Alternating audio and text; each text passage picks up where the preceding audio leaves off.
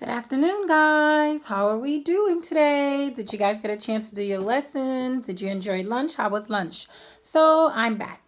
All right, this is going to be the social studies portion part of the video.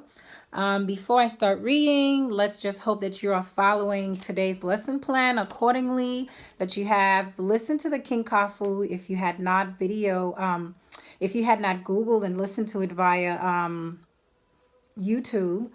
I hope that you have answered the questions. I have yet to see that posted for the King Kafu, except for one person. I saw JP's. Also, the language arts where you have to draw a picture of the character that you preferred from King Kafu. And you were supposed to write 3 sentences. One of the sentences had to describe the character.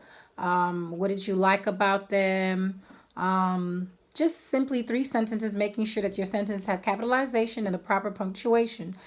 Also, if you were able to download the lesson worksheet that went with King Kafu today. As for science, you were supposed to have watched the videos. Excuse me. You were supposed to have watched the science videos on animal classification and habitat. And the reason we're doing the animals classification and habitat is just as a review, because we have already talked about animals, their classification and their habitat. But it's a chance for you to make that connections as we go on throughout the days for the next 2 weeks, for you to make a connection between what you have learned about animals' needs as well as plants' needs. So we're going to make some connection between animals and plants. So that's the purpose of you watching that video and reviewing some of the information that you have learned. And now for social studies, we're going to be learning about a different and a new historical figure, which last week I did mention that you would be learning about a new historical figure. This historical figure has made great contributions to our country, and that's the importance of us to remember and learn about these historical figures, because there's a connection that we can make and we can see the contribution that they have made in the past that is able to help us today and what you and I are benefiting from. So the next historical figure is Theodore Roosevelt. We call him the amazing president. Now, as you listen to the story, I'm not going to read the whole thing. I'll be reading chapter 1 and chapter 2. And as you're listening to the story, these are the words you'll probably be you'll hear as I read the story. You'll hear National Park, which is a place where the government has protected this particular land just so that the animals can roam and people are not allowed to build homes, nothing there. You will also hear words as naturalist, and a naturalist is a person who loves nature. You will also hear words such as rough riders. Rough riders were people who rode horses back in the days with Theodore Roosevelt. They also went into Cuba to fight for rightful reasons.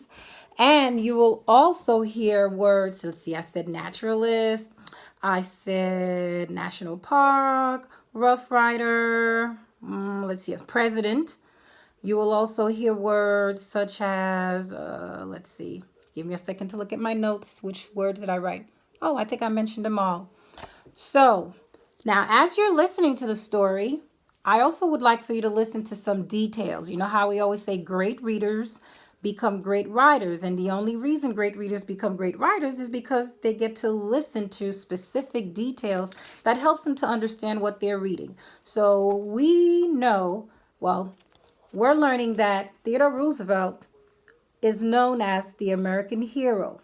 So what I would like for you to do is, as I'm reading, listen to some details from chapter 1 and 2 that helps you understand, well, why did we say, or why are we saying that Theodore Roosevelt is a great American hero?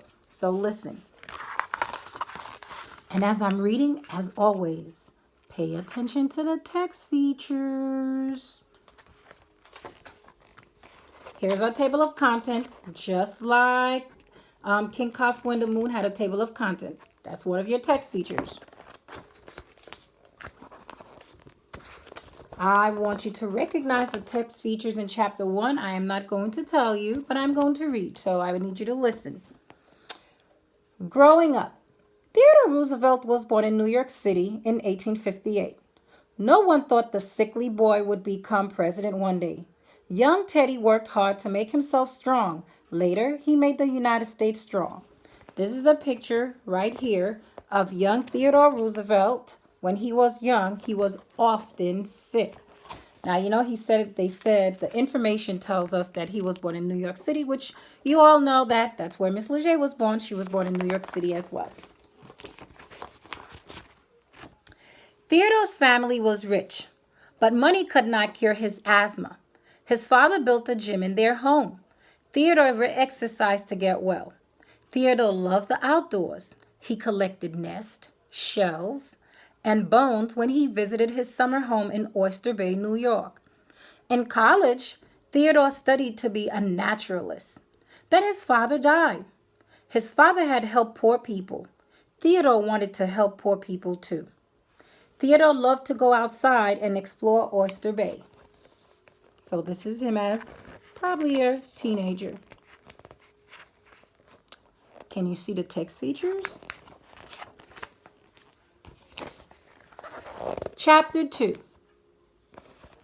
Family life. Theodore married Alice Lee. He was happy when she gave birth to a baby girl. But 2 days later, his wife Alice died.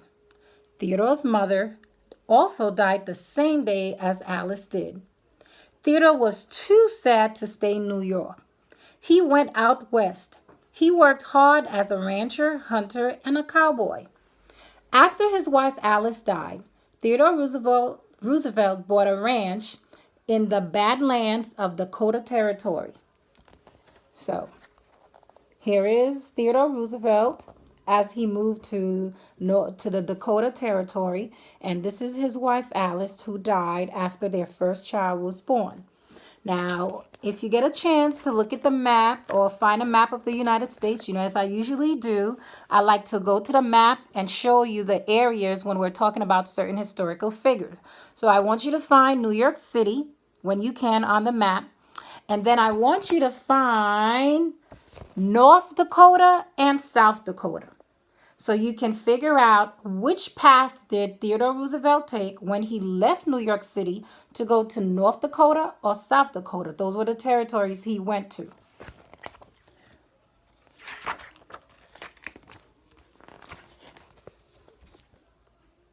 Two years later, he came back. He married Edith Carroll. Soon, 5 more noisy children filled their house. Theodore took charge of the New York City police. He hired new officers. He helped make the city safe. In December 1886, Theodore married Edith Carroll. Here he is with Edith and their children.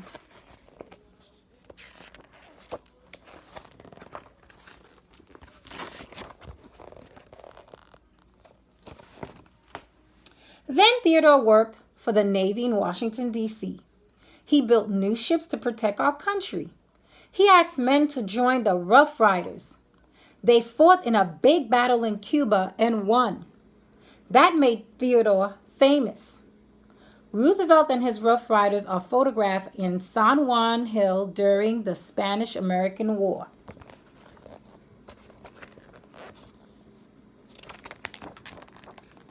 Okay, and that concludes the end of chapter 2. So if you recall, I did mention that I was only going to read chapter 1 and chapter 2.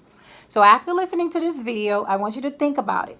What is the information that you have heard from chapter 1 and 2 that made Theodore Roosevelt an American hero?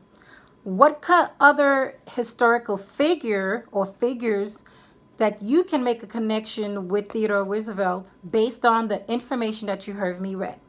So, ladies and gents, I hope you heard what I have mentioned, and this will be uploaded on YouTube, and the assignment is already posted in Google Classroom.